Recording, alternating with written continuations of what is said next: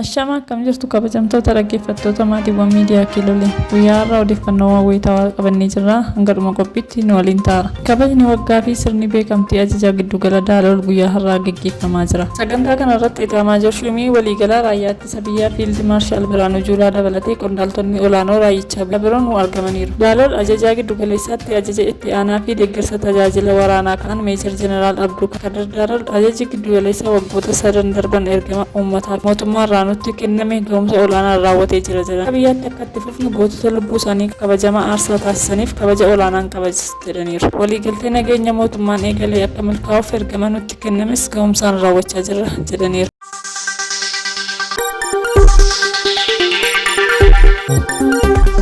Pireezidaantiin Gaanaa Naanaa Adoo Daanwaa Akuufoo Adoon hariiroo Itoophiyaa fi Gaanaa caalmaatti guddisuuf murannoo qabaachuu fi qophii ta'uu isaanii mirkaneessaniiru. Gaanaatti ergama addaa fi ambaasaadara ta'anii kan muudaman ambaasaadar Tafarraa Fiqireen xalayyaa muudama isaanii pireezidaantii Gaanaa Naanaa Adoo Daanwaa Akuufoo Adoof dhiyeessaniiru. Ambaasaadar Tafarraan wayita kanatti Itoophiyaa fi Gaanaan hariiroo dippiloomaasii yeroo dheeraa qabaachuu eeruun hariiroo seena qabeessa qaban daran murannoo qabaachuu ibsaniiru. Carraawwan waliigaltee naannawaa daldala walabaa Afrikaa fayyadamuun hirmaannaa daldalaa fi investimentii babal'isuun barbaachisaa ta'uu ibsuu isaanii ragaan ministeera dhimma alaa argames ni mul'isa. Pireezidaantiin Gaanaa Naanaa Adoo Daanwaa Akuufoo Adoon gama isaaniin hariiroo Itoophiyaa fi Gaanaa caalmaatti guddisuu fi cimsuuf akkasumatti turtii ambaasaadar Tafarraan gannatii qabataniin deeggarsa taasisuuf qophii ta'uu mirkaneessaniiru.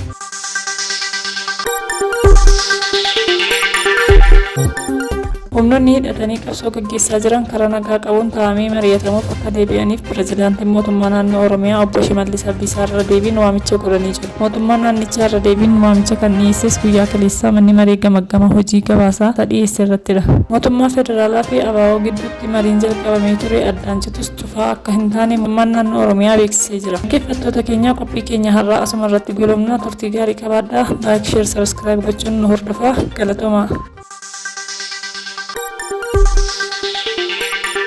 Thank you.